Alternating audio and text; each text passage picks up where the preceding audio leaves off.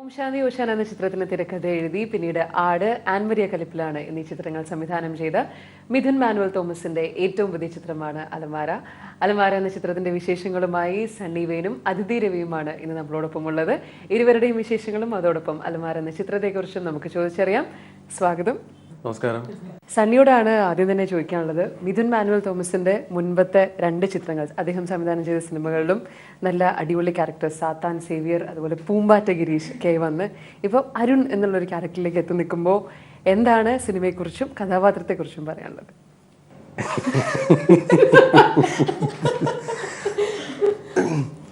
അതായത് മിഥുൻ മാനുവലിൻ്റെ കൂടെ ഇത് 3rd ടൈം. ഫസ്റ്റ് സാത്താൻ സേവിയർ ഒരു ഗസ്റ്റ് അപ്പിയറൻസിൽ വന്നു, പിന്നെ ആൻമരിയ കലിപ്പിലാണ്. അത് ഞാൻ ഒരിക്കലും പ്രതീക്ഷിച്ചില്ല അങ്ങനെ ഒരു ക്യാരക്ടർ കിട്ടുന്നു. അത് കിട്ടിയപ്പോൾ തന്നെ എനിക്ക് ഭയങ്കരമായിട്ട് ഇഷ്ടമായിരുന്നു അങ്ങനെ ഒരു ക്യാരക്ടർ ചെയ്യാൻ. പിന്നെയാണ് അതിൻ്റെ ഹാങ്ങോവറെല്ലാം മാറി നിൽക്കുമ്പോഴാണ് അലമാര എന്ന് പറയുന്ന ഒരു പേര് പറയുന്നത്. കഥ പറയുന്നതിന് മുൻപേ എൻ്റെ അടുത്ത് പറഞ്ഞതിൻ്റെ പേരാണ്. അപ്പം അലമാര ഭയങ്കര രസമുണ്ട്, ഭയങ്കര ബ്യൂട്ടിഫുൾ ഒരു പേര്. കാരണം ഇത് നമുക്ക് എല്ലാവർക്കും അറിയാം. ഈ അലമാര എന്ന് പറഞ്ഞു കഴിഞ്ഞാൽ വലിയ കോംപ്ലിക്കേഷൻസ് ഒന്നുമില്ല, വീട്ടിൽ ചെന്നാൽ കാണാം. അതെ, അപ്പം പേര് ഭയങ്കര എക്സൈറ്റഡ് ആയി.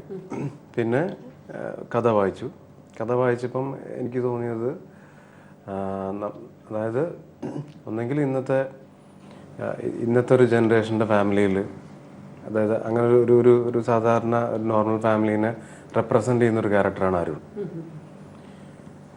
പുള്ളി ഒരു ബാംഗ്ലൂരിൽ വർക്ക് ചെയ്യുന്ന ഒരാളാണ്. അപ്പം ഞാനീ പറഞ്ഞ പോലെ ഇതിനകത്ത് എന്താ പറയുക, കാണാത്തതായിട്ടുള്ള കാഴ്ചകളൊന്നും ഇതിനകത്തില്ല. പക്ഷേ കുറച്ചുകൂടെ ഒരു വേറൊരു രീതിയിൽ ഈ അലമാര എന്ന് പറയുന്ന ഒബ്ജക്റ്റിനെ വെച്ചിട്ട് ഒരു ബ്യൂട്ടിഫുൾ ആയിട്ടൊരു ഫാമിലിയുടെ കഥ പറയാണ് അലമാര. എല്ലാവർക്കും ഫാമിലി ആയിട്ട് തന്നെ പോയി. എന്താണ് അതിഥി നായികയായിട്ട് എത്തുന്ന ആദ്യത്തെ ചിത്രമാണ്. എന്താണ് കഥാപാത്രത്തെ കുറിച്ച് പറയാനുള്ളത്? ഇതിൽ എൻ്റെ റോളിൻ്റെ പേര് സ്വാതി എന്നാണ്. സ്വാതി ഈ പറഞ്ഞ പോലെ ബാങ്കറാണ്. ഇതുപോലെ ബാങ്ക് ജോലി സംബന്ധമായിട്ട് ബാംഗ്ലൂർ പോയി നിൽക്കുന്നു. അവിടെ വെച്ചിട്ട് കാണുന്നതാണ് അരുണിനെ. പിന്നെ അവിടെ നിന്നുണ്ടാവുന്ന സ്റ്റോറിയാണ് അലമാര. ഞങ്ങളെ സംബന്ധിച്ച് വരുന്നൊരു സംഭവമാണ് അലമാര. ഈ സിനിമയിൽ അഭിനയിച്ചിരിക്കുന്ന കാസ്റ്റ് നോക്കുകയാണെങ്കിൽ ഇദ്ദേഹത്തെ കൂടാതെ ശ്രീ ഇന്ദ്രൻസ്, അതുപോലെ അജു വർഗീസ്, സൈജു കുറുപ്പ്, അങ്ങനെ ഇന്ദ്രൻ സാറൊക്കെ ആദ്യമായിട്ട് ഞാൻ കാണുന്നതാണ്. ഇത്രയ്ക്കും സിമ്പിളായിട്ടുള്ളൊരു എന്താ പറയുക, ഭയങ്കര സിമ്പിളായിട്ടുള്ള ഒരു അങ്കിള് പോലെ നമ്മളെ കെയർ അത്രയ്ക്കുണ്ടോ? അങ്ങനെയല്ല, സിമ്പിളായിട്ടുള്ള ഒരാള് കുറച്ചൊരു ഹെവി ആയിട്ടുള്ള അങ്ങനത്തെ ഒരു ക്യാരക്ടർ അവിടെ ഇരുന്ന് ചെയ്യുന്നുണ്ട്. അപ്പൊ എനിക്ക് ശരിക്കും ഒരു ഡിഫറെന്റ് ആണ്. പിന്നെ ബാലൻചേട്ടൻ്റെ കൂടെ ഫസ്റ്റ് ടൈമാണ്. ഇപ്പം എന്താണെന്ന് വെച്ചാൽ നമ്മൾ ആ സിനിമ കണ്ടുകൊണ്ട് എപ്പോഴും ഈ ബാലൻ എന്നുള്ള പേരാണ് നമുക്ക്. എന്താണ് ഈ അലമാര ഈ സിനിമയിൽ ഫുൾ പ്രശ്നങ്ങൾ ഉണ്ടാക്കുന്നതും ഒക്കെ അലമാരയാണോ? എന്താണ് നമ്മുടെ മാൻഡ്രേക്ക് പ്രതിമ പോലെ ഒരു പ്രശ്നക്കാരനാണോ? ഒരു ഫാമിലി ലൈഫ് പറയാണ്. അത് അലമാരയുടെ ഒരു കുടുംബം കലക്കാൻ അലമാരയ്ക്ക് കഴിയുമെന്നുള്ളതാണ്. അത് ഈസി ആയിട്ട് പറ്റും. അത്ര സിമ്പിളാന്നാ പറഞ്ഞത്. ആൻമരിയ കലിപ്പിലാണെന്ന സിനിമ നോക്കുകയാണെങ്കിലും അങ്ങനെ തമാശയ്ക്ക് വേണ്ടി തമാശയില്ല. പക്ഷെ ഒരുപാട് കാര്യങ്ങൾ, എസ്പെഷ്യലി ആ മാലാഖയൊക്കെ വന്ന സമയത്ത് കണ്ണൊക്കെ നിറഞ്ഞിരിക്കുകയായിരുന്നു ചിരിച്ചപ്പോൾ. അതും ആടാണെങ്കിലും വേറൊരു രീതിയിലുള്ള ഒരു തമാശയുള്ള ഒരു സിനിമയായിരുന്നു. അപ്പം അതുപോലെയൊക്കെ പ്രതീക്ഷിക്കാവോ? തീർച്ചയായും ഇത് വേറൊരു ജോണറിലുള്ള ഒരു സിനിമയാണ്. ഈ പറഞ്ഞ പോലെ തന്നെ ഒരു സീരിയസ് ആയിട്ടുള്ള ഒരു സംഭവം പറയുന്നുണ്ട് ഇതിനകത്ത്. പക്ഷെ ഈ പറഞ്ഞ പോലെ അതാണ് അതിന്റെ ഫോർമുല.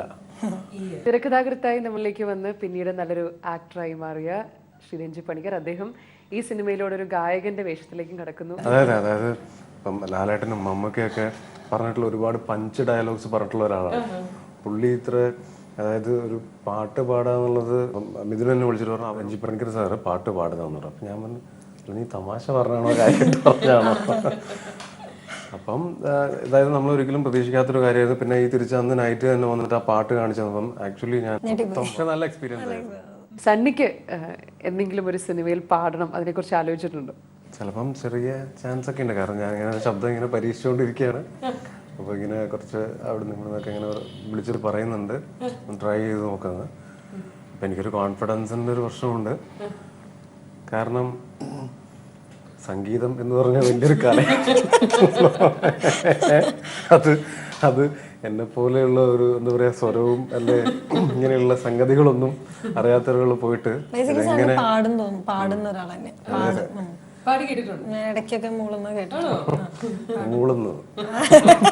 എന്നാലും അത് ബോറായിട്ട് തോന്നിയിട്ടില്ല. അപ്പൊ നല്ല വോയിസ് കൂടെ അല്ല എന്തായാലും. പക്ഷെ എനിക്കൊന്ന് സണ്ണി അഭിനയത്തിലോട്ട് വന്നത് തന്നെ സുഹൃത്തുക്കൾ വഴിയാണ്. അപ്പോൾ എനിക്ക് തോന്നുന്നു ഒരു പക്ഷേ സുഹൃത്തുക്കളൊക്കെ നിർബന്ധിക്കുകയാണെങ്കിൽ സണ്ണി പാടുകയും കൂടെ ചെയ്യുമായിരിക്കും. എനിക്കൊരു കോൺഫിഡൻസ് തന്നാൽ തീർച്ചയായും ഞാൻ ഇതൊന്നും ട്രൈ ചെയ്യും. ഞങ്ങൾ വേണമെങ്കിൽ ഇപ്പൊ 2 സൈഡ് ഇരുന്നോണ്ട് തരാം. വീണ്ടും പൂമ്പാറ്റ ഗിരീഷിലേക്ക് നമ്മൾ ചെല്ലുമ്പോൾ ആ പേര് തന്നെ വളരെ രസകരമായിട്ടുള്ള പേരായിരുന്നു. സിനിമയും ഒരു ഏത് ഏജ് ഗ്രൂപ്പിൽ പെട്ടവർക്കും കാണാൻ പറ്റുന്ന ഒരു സിനിമയായിരുന്നു. എന്താണ് അതിൻ്റെ ഒരു മെമ്മറീസ് അതിനെക്കുറിച്ച് പറയുകയാണെങ്കിൽ, എസ്പെഷ്യലി മിഥുൻ മാനുവലിൻ്റെ തന്നെ സിനിമയായിരുന്നു അത്. ഒരു പഞ്ച് ഡയലോഗ് നമ്മൾ തീരെ എന്താണ് മലയാള സിനിമയുടെ ചരിത്രത്തിൽ അത്രയും ഒരു സ്വീറ്റ് ആയിട്ടുള്ളൊരു പഞ്ച് ഡയലോഗ് ഒരു ഹീറോയ്ക്ക് കിട്ടിയതും. This is for Anne-Marie, you stupid monkey face. This is for Anne-Marie, you stupid monkey face. അത് ആക്ച്വലി അതിന്റെ സംഭവം എന്ന് പറഞ്ഞു കഴിഞ്ഞാല് this is for Anne-Marie, you എന്നായിരുന്നു ആക്ച്വലി.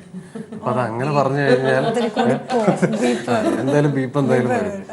അപ്പം പക്ഷെ അതൊരു കൊച്ചു പറയുമ്പം എത്രത്തോളം അതിന്റെ, അതായത് ഒരു 5ാം ക്ലാസ്സിൽ പഠിക്കുന്ന കുട്ടി അങ്ങനെ പറഞ്ഞു കഴിഞ്ഞാൽ അങ്ങനെ ഒരു എഫക്റ്റ് വരുമെന്നുള്ളതായിരുന്നു. അപ്പം ഞാനൊരു ദിവസം ഇങ്ങനെ ഇരുന്ന് ആലോചിച്ച് കഴിഞ്ഞപ്പം എനിക്ക് പെട്ടെന്ന് തോന്നി ഇങ്ങനെ this is for Ann Maria you stupid monkey face എന്ന്. അപ്പം അതങ്ങനെ ഒരു കുട്ടി പറഞ്ഞു കഴിഞ്ഞാൽ ഉണ്ടാവുന്ന കൗതുകം ആണ് ആക്ച്വലി അതിൻ്റെ ഒരു ഇമ്പാക്റ്റാണ് ഇപ്പം തിയേറ്ററിലെ ആളുകൾ കണ്ടപ്പോഴും ടി വിയിൽ കണ്ടപ്പോഴും ഒരു സന്തോഷമുള്ള വെച്ചാൽ ആ ഡയലോഗ് എനിക്കൊരു കോൺട്രിബ്യൂട്ട് ചെയ്യാൻ പറ്റി എന്നുള്ളൊരു. സണ്ണിയുടെ സിനിമ നേരത്തെ പറഞ്ഞ പോലെ സൗഹൃദം ഇങ്ങോട്ടും ചോദിക്കേ, ഞാനത് ബാലൻസ് ചെയ്തെടുത്തോളാം. സണ്ണിയുടെ സിനിമകളെല്ലാം സൗഹൃദങ്ങളിൽ നിന്നാണ് കൂടുതൽ സിനിമകൾ വരുന്നത്. റിപ്പീറ്റ് ചെയ്ത് ഒരേ ഡയറക്ടേഴ്സിൻ്റെ കൂടെ വർക്ക് ചെയ്യുന്നു, സുഹൃത്തുക്കളുടെ കൂടെ സിനിമ നടനായിട്ട് വന്നു. അപ്പം ആ ഒരു എസ്പെഷ്യലി ഞാൻ കേട്ടിട്ടുണ്ട് സെക്കൻഡ് ഷോയുടെയൊക്കെ സമയത്ത് എഴുതുന്ന സമയത്ത് തൊട്ടേ സണ്ണി ഉണ്ടായിരുന്നു. അതുകൊണ്ട് തന്നെ സണ്ണി സെറ്റിലോട്ട് ചെന്നത് തന്നെ കുരുടിയായിട്ടാണ് നേരെ ചെന്നതെന്നൊക്കെ. അപ്പം ഏതെങ്കിലും ഒരു പോയിന്റിൽ അങ്ങനെ വിചാരിച്ചിരുന്നോ ഇങ്ങനെ നടനാവും, നേരത്തെ തന്നെ ആക്ടർ ആവാനായിരുന്നു? അങ്ങനെ ഒരു ഒരിക്കലും ഒരു പ്രീ പ്ലാൻഡ് ഒരു പരിപാടി ഒന്നും ഇല്ലായിരുന്നു. അപ്പം ഈ പറഞ്ഞ സ്ക്രിപ്റ്റിങ്ങിലും എല്ലാം കൂടെ നമ്മളിങ്ങനെ ഒരു ടീമായിട്ട് വർക്ക് ചെയ്തുകൊണ്ടിരിക്കുകയായിരുന്നു. ഓഡീഷൻസ് നടക്കുന്നുണ്ടായിരുന്നു. അതിൻ്റെ ഒരു പ്രത്യേക പോയിന്റിൽ ചില സംഭവങ്ങളൊക്കെ സംഭവിച്ചപ്പോൾ എനിക്കൊരു ഓഡീഷനുള്ള ഒരു സ്കോപ്പ് കിട്ടി. അപ്പൊ ഞാൻ ഓഡീഷൻ അറ്റൻഡ് ചെയ്തു. ആ ഫ്രണ്ട്സാന്ന് പറഞ്ഞിട്ടൊന്നും കാര്യമില്ല, അവർ കറക്റ്റ് വെരി പ്രൊഫഷണൽ. കാരണം അവരുടെ സിനിമ ഒരിക്കലും അവർക്ക് കൊണ്ടുപോയിട്ട് അവരുടെ ഫസ്റ്റ് സിനിമയാണ്. അതിപ്പം ഇപ്പൊ ഞാൻ എന്ന് പറയുന്ന ഒരാളിന് വേണ്ടിയിട്ട് കുറെ കാര്യങ്ങൾ മാറ്റി വെക്കാനോ അങ്ങനെയുള്ള കാര്യങ്ങൾക്ക് ഒരു അഡ്ജസ്റ്റ്മെന്റ്സ് ഒന്നും അവർ റെഡി അല്ലായിരുന്നു. ഈവൻ ഞാനും അങ്ങോട്ടും അങ്ങനെ ചോദിച്ചിട്ടില്ല. അപ്പം എൻ്റെ അടുത്തോട്ട് ഈ ഒരു സംഭവം വന്നപ്പോൾ തന്നെ അതൊരു പ്രോപ്പർ ഒരു ഓഡീഷനൊക്കെ വെച്ചിട്ടാണ് അത് മുന്നോട്ട് പോയത്.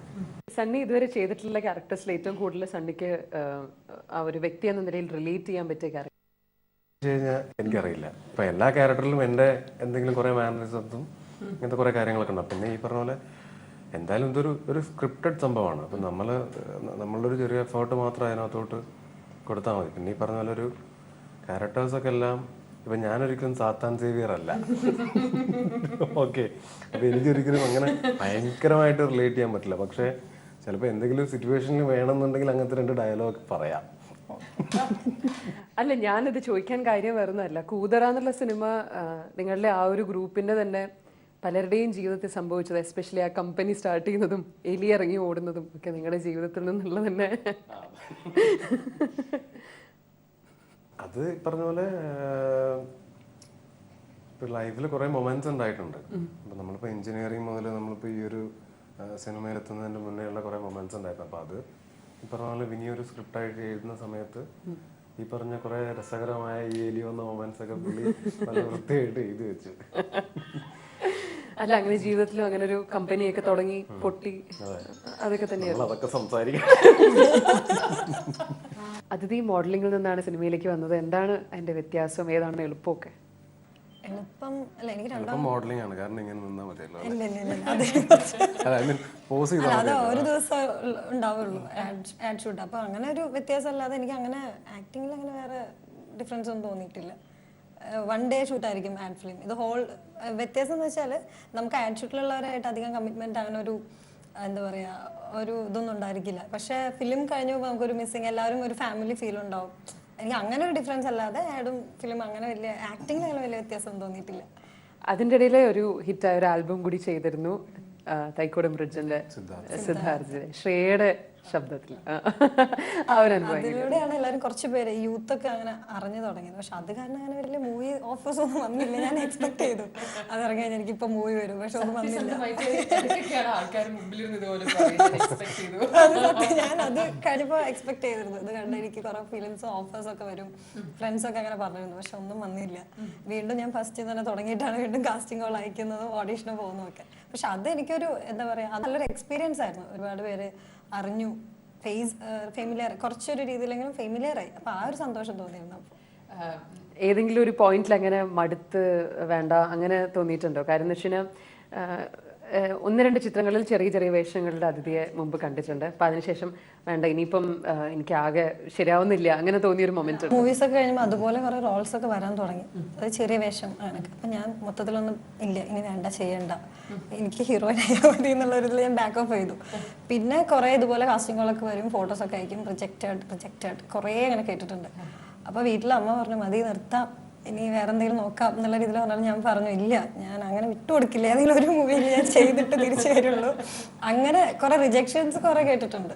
സിനിമയില് ഇനി മറ്റ് കാര്യങ്ങൾ പറയുകയാണെങ്കിൽ നമ്മൾ നേരത്തെ പറഞ്ഞു ഇനിയും നമ്മൾ പറയാതെ പോയ പല ആക്ടേഴ്സ് ഉണ്ട്, സൈജു കുറുപ്പ്, അജു വർഗീസ് ഒക്കെ. ഇതില് അവർ എനിക്ക് തോന്നുന്നു ആടില് ചെയ്ത് സൈജു ചേട്ടൻ ചെയ്ത എൻ്റെ ഡിഫറെന്റ് ആയിട്ടുള്ള ഒരു റോളാണ് തോന്നുന്നത് ഈ മൂവിയിൽ. കുറച്ച് സട്ടിലായിട്ട് നല്ലൊരു, അതിൽ വേറെ അബു എന്ന് പറഞ്ഞ ക്യാരക്ടറാണ്. അതെനിക്ക് ഇതില് വേറെ ക്യാരക്ടറാണ്, അതായത് പ്രസാദാണ്. ഭയങ്കര ഡിഫറൻസ്. സണ്ണി ഡബിങ് ആർട്ടിസ്റ്റ് എന്നുള്ള നിലയിലുള്ള അനുഭവം എങ്ങനെയുണ്ടായിരുന്നു എസ്രയില്? ഞാൻ സ്വയം എടുത്തൊരു തീരുമാനമായിരുന്നു. അതായത് ഡയറക്ടറിനോട് ചോദിച്ചു ഇങ്ങനെ ചെയ്യാൻ പറ്റുമെന്ന് ചോദിച്ചു. അപ്പം ഞാൻ ചെയ്യാമെന്ന് പറഞ്ഞു. ഇപ്പം ഞാനുമായിട്ട് എൻ്റെ സ്ഥിരം ഫ്രണ്ട്സ് ഉണ്ടെങ്കിൽ തന്നെ സ്ഥിരമായിട്ട് സംസാരിക്കാത്ത, റെഗുലറായിട്ട് കാണാത്ത കുറേ ഫ്രണ്ട്സൊക്കെ ഉണ്ട്. നമ്മൾ ഇപ്പോൾ വാട്സാപ്പിലൊക്കെ ചാറ്റിലൊക്കെ ഉണ്ട്. അപ്പോൾ അവരൊക്കെ സിനിമ കഴിഞ്ഞ് നൈറ്റൊക്കെ വന്നിട്ട് എടോ താൻ ഇസ്രയേൽ ഡബ് ചെയ്തിട്ടുണ്ടോ എന്ന് ചോദിച്ചു. അപ്പം ഞാൻ പറഞ്ഞു ഇല്ല എന്ന് പറഞ്ഞു. അപ്പോൾ പറഞ്ഞു പക്ഷെ തൻ്റെ ശബ്ദം പോലെ ഉണ്ടെന്ന് പറഞ്ഞു. ആണോ, എന്നാൽ പിന്നെ വേറെ അപരനായിരിക്കും എന്ന് പറഞ്ഞു. പിന്നെ കുറേ കേട്ട് ഞാനത് ക്ലിയർ ചെയ്തു. ഈ പറഞ്ഞ പോലെ അങ്ങനെ എല്ലാവർക്കും അങ്ങനെ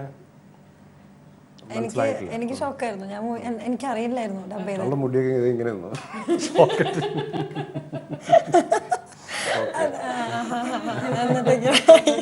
അല്ല, ഞാൻ പെട്ടെന്ന് ഈ വോയിസ് എവിടെയോ കേട്ടിട്ടുണ്ട്. അപ്പൊ ഞാൻ ചുമ്മാ കണ്ണടച്ച് ഒന്നുകൂടി കേട്ടപ്പോൾ എനിക്ക് ക്ലിയർ ആയി. അപ്പൊ ഞാൻ മെസ്സേജ് അയച്ചിരുന്നു അപ്പൊ തന്നെ. ഇല്ല, എൻ്റെ അടുത്ത് അപ്പൊ തന്നെ പറഞ്ഞു ആ ചെയ്തു. നന്നായി. ഈ വരാൻ പോകുന്ന സിനിമ ആണെങ്കിലും അല്ലെങ്കിലും അല്ലേ? അത് മെയില്. ഇപ്പൊ നെക്സ്റ്റ് പോക്രി സൈമൺ, വിജയുടെ ഫാനായിട്ട്. ഈ സൈമ എന്നുള്ളത് നമ്മൾ ആദ്യം തന്നെ നമ്മുടെ പക്ഷെ അത് സൈമ, ഇത് സൈമൺ. എന്താണ് വിജയ് ഫാൻ, എന്താണ് ആ സിനിമയുടെ ഒരു വിജയുടെ ഒരു ഫാൻ? അതായത് ഇപ്പൊ നമ്മള് ഫാൻസ് എന്ന് പറയുന്ന ഓക്കെ, ആ എനർജി എങ്ങനെയാണ് വരുന്നത്? ഓക്കെ, അങ്ങനെയുള്ള ഒരാളുടെ ലൈഫ് എന്താണ്, അവരെന്താണ്, ഒരു ഫാൻ എന്താണ് ആഗ്രഹിക്കുന്നത്?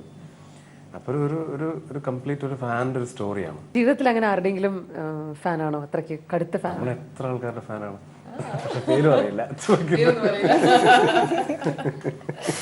അല്ല, സണ്ണിക്ക് കോളേജ് കാലഘട്ടത്തില് ഫാൻസ് ഉണ്ടായിരുന്നു.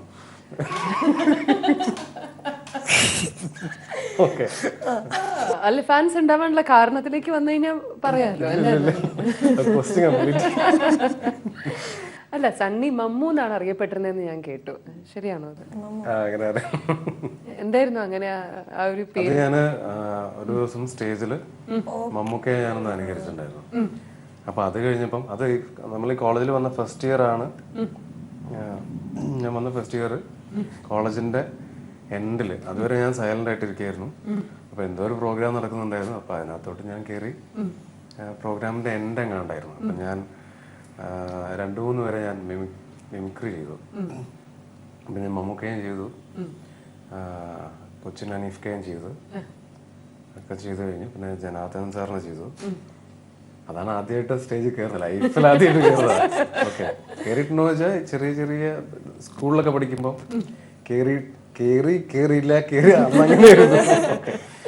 ഇത് കോളേജിൽ പഠിച്ചപ്പം അങ്ങനെ തന്നെ ഒരു കയറാൻ അവസരം ഉണ്ടായി. അപ്പം ഇങ്ങനെ പറഞ്ഞു. അത് കഴിഞ്ഞതിന് ശേഷം എനിക്കൊരു 4 വർഷം എനിക്ക് അങ്ങനെ ഒരു ടൈറ്റിൽ ഉണ്ടായിരുന്നു. അപ്പോൾ ഇത്രയ്ക്ക് ഒരു 4 വർഷക്കാലം ഓർത്തിരിക്കുന്ന ടൈറ്റിൽ കിട്ടിയെന്നുണ്ടെങ്കിൽ തീർച്ചയായിട്ടും അത്ര നന്നായി ചെയ്തിട്ടുണ്ടാവണം. മിമിക്രി ചെയ്തു എന്ന് സമ്മതിക്കുകയും ചെയ്തു. അപ്പൊ ഇനിയിപ്പോ എന്തായാലും ഒഴിയാൻ വഴിയൊന്നുമില്ല, വേഗം ചെയ്തോളൂ. ഇതെന്താണെന്ന് വെച്ചാൽ എന്റെ ത്രോട്ട് നമ്മൾ വേറെ ദിവസം നമ്മൾ ചെയ്യുന്നതായിരിക്കും. അല്ല, ഇനി ആ പേര് വന്നു കഴിഞ്ഞാൽ പ്രശ്നമല്ലേ? അതെ, സാരില്ലേ. നമുക്ക് എന്തായാലും ഇപ്പൊ ഇൻഡസ്ട്രി നമുക്ക് ഓൾറെഡി ഒരു മമ്മൂക്കയുണ്ട്. അപ്പൊ അതുകൊണ്ട് ആ പേര് വീടില്ല. പിന്നെ സണ്ണി എന്നുള്ള നല്ലൊരു പേരുണ്ട്. ചെയ്തോളൂ. അല്ലെങ്കിൽ കൊച്ചിൻ അനീഫ അല്ലെങ്കിൽ ജനാർദ്ദനൻ, 3 ഓപ്ഷൻ. അതുകൊണ്ടല്ല ഞാൻ വളരെ സീരിയസ് ആയിട്ട് പറഞ്ഞു. നമ്മൾ ഇടയ്ക്ക് കട്ട് ചെയ്യേണ്ടി വരും.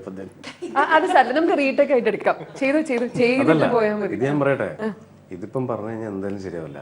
കാരണം ത്രോട്ട് അത്രയും ഡാമേജ്ഡാണ്. കാര്യമായിട്ട് നമ്മൾ അടുത്ത ക്വസ്റ്റ്യനിലോട്ട് പോവാം. ഞാൻ ശ്രേയാ ഘോഷലിനെ ചെയ്യാനല്ല പറഞ്ഞത്. പറ, അടുത്ത ക്വസ്റ്റ്യൻ. ചെയ്തു ഇല്ലാന്ന്, അത് പറ്റില്ല. ഇത് ഞാൻ മിമിക്രി ഒന്നാമത്തെ കാര്യം എന്താണെന്നറിയോ?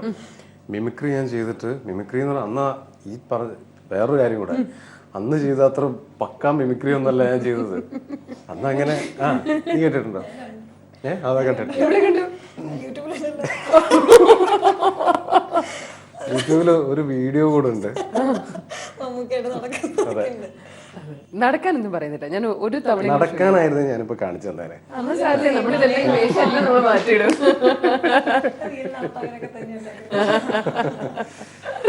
പുതിയ ഇനി നമുക്ക് അതിഥി ഏത് ചിത്രത്തിലാണ് ഇനി കാണാൻ സാധിക്കും? ഇപ്പോൾ കറന്റ് കമ്മിറ്റ് ചെയ്തിരിക്കുന്നത് ടിക്ടോക്ക് എന്ന് പറഞ്ഞ മൂവിയാണ്. അതൊരു ടൈം ട്രാവലർ മൂവിയാണ്. ടോവിനോ ആയിരിക്കും ഹീറോ. അത് ഡയറക്റ്റ് ചെയ്യുന്ന പുതിയൊരു ഡയറക്ടർ വിവേക് അനിരുദ്ധ് എന്ന് പറഞ്ഞിട്ട്. അതാണ് ഡിലേ ഉണ്ട് ഷൂട്ടിന്. പക്ഷെ ഇപ്പൊ കറന്റ് കമ്മിറ്റ് ചെയ്തിരിക്കുന്ന മൂവി മാത്രമേ ഉള്ളൂ. പിന്നെ റിലീസ് ചെയ്യാൻ ഒരു മൂവി കൂടെ ഉണ്ട്. അത് ഏപ്രിലായിരിക്കും. നാം എന്ന് പറഞ്ഞൊരു കോളേജ്, അത് ഞാൻ അലമാരയ്ക്ക് മുമ്പ് ചെയ്തൊരു ക്യാമ്പസ് മൂവി. ഞാൻ മൈക്കിൾ, ശബരീഷ് പറഞ്ഞു, ഞങ്ങൾ കുറച്ച് ന്യൂ ഫേസ് ഒക്കെ ഉണ്ടായില്ലേ, ഞങ്ങളെല്ലാവരും ചേർന്ന് ഇതൊരു ക്യാമ്പസ് മൂവി ഉണ്ടാവും. അത് നാം എന്നാണ് മൂവിയുടെ പേര്. ഡയറക്ടർ പേര് ജോഷി തോമസ് പള്ളിക്കൽ. ആളും പുതിയ ഡയറക്ടറാണ്. അപ്പൊ അത് ഏപ്രിൽ ആയിട്ട് ചിലപ്പോൾ ഉണ്ടാവും റിലീസ്. ഈ അലമാരയിൽ കുറച്ച് നാട്ടുമ്പുറം കൂടി കാണിക്കുന്നുണ്ടായിരുന്നല്ലോ, അതൊക്കെ ഏതായിരുന്നു സ്ഥലം? എവിടെ വെച്ചിട്ടായിരുന്നു ഷൂട്ട്? കൊച്ചിയിലെ രാമമംഗലം. അവിടെ ഇത്രയും മറ്റേ ആ കാറൊക്കെ വരുന്ന സ്ഥലം, 2 പാടവും ഒക്കെ ആയിട്ട് അങ്ങനെ. അപ്പോൾ ഈ ബാക്കിയെല്ലാം അപ്പം തീർച്ചയായും ഇത്രയും സമയം നമ്മൾ സിനിമയുടെ വിശേഷങ്ങളൊക്കെ സംസാരിച്ചു. സിനിമ കാണാത്ത പ്രേക്ഷകർക്കായിട്ട് എന്താണ് പറയാൻ ആഗ്രഹിക്കുന്നത്?